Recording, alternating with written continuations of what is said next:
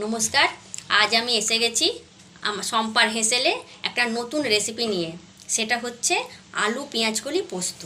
আসুন আমরা দেখে নিই এতে আমাদের কি কি লাগছে।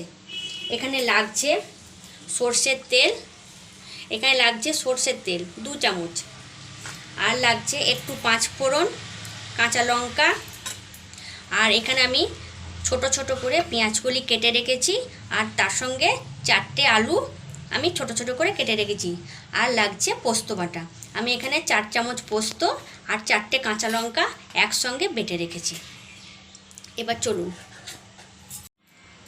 আমি এখানে একটা কড়াই বসিয়ে দিয়েছি। আমি কড়াইয়ে 2 চামচ তেল দিয়ে দিচ্ছি।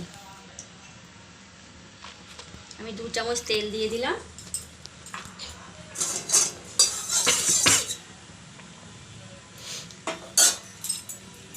এবার এই তেলের মধ্যে আমি 5 ফোড়নটা দিয়ে দিলাম। এবার 5 ফোড়নটা আসবে, তারপর আমি আলুগুলো ছাড়বো। 5 ফোড়ন মুখে না পড়ে, তাই জন্য 5 ফোড়নটা আমি তুলে ফেলে দেবো। এরকম করে আমি একটা সাইডে লাগিয়ে নেব।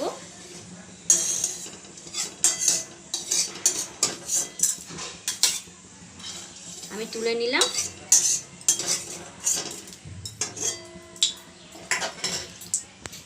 এইবার এর মধ্যে আমি আলুগুলো ছেড়ে দিয়ে একটু ভাজা ভাজা করে নেব।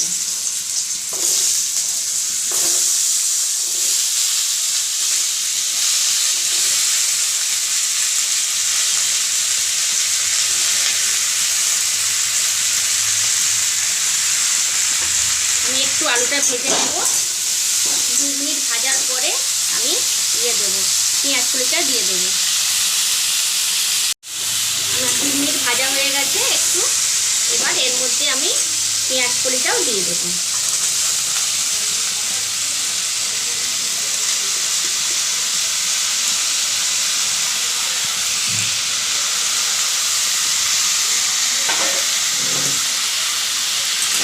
আমি দুটোকে ভালো করে ভেজে নেব। আমি নুন হলুদটা বলতে ভুলে গিয়েছিলাম। আমি এখানে অল্প একটু নুন দেব, যেহেতু পোস্ত একটু কালারটার জন্য আমি হালকা একটু হলুদ দিলাম, আর স্বাদ মতো নুন।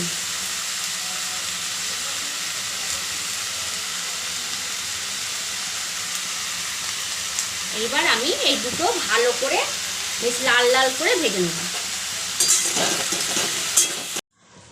এবার ঢাকাটা খুলে দেখব কতটা ভাজা হয়েছে। আমি মাঝে একবার নেড়ে দিয়েছি।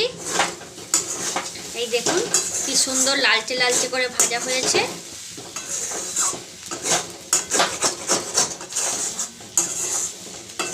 সুন্দর ভাজা হয়ে গেছে এবং আলুগুলো সেদ্ধ হয়ে গেছে, দেখে বুঝতেই পাচ্ছেন।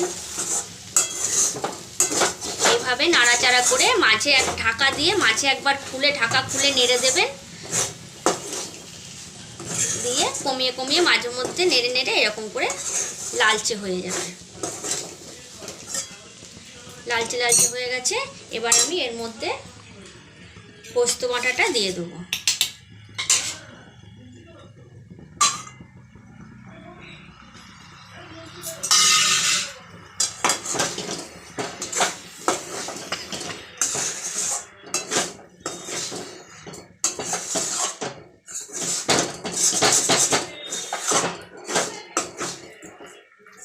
বাটিটা ধুয়ে আমি একটু জল দেব।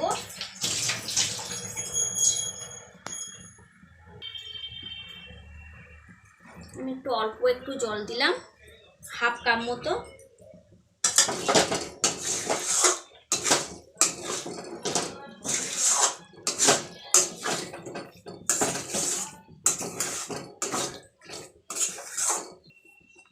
যে কাঁচা লঙ্কাটা চিড়ে রেখেছিলাম সেটাও দিয়ে দিলাম। দিয়ে আমি 2 মিনিট একটু ঢাকা দিয়ে রেখে দেব, তারপর কাঁচা তেল ঘুরিয়ে আমি পরিবেশন করব। এই দেখুন আমার কি সুন্দর হয়ে গেছে। আলুগুলোও পুরো সেদ্ধ হয়ে গেছে। এই দেখুন পুরো কেটে যাচ্ছে, সেদ্ধ হয়েছে, একদম শুকনো শুকনো হয়েছে। এবার গরম ভাতের সঙ্গে পরিবেশন করব। একটু সর্ষের তেল ঘুরিয়ে দেব।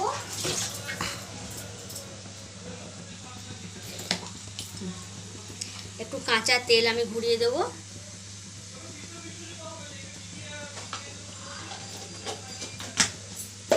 ব্যাস, কাঁচা তেল ঘুরিয়ে দিলাম, ব্যাস আমার রেডি।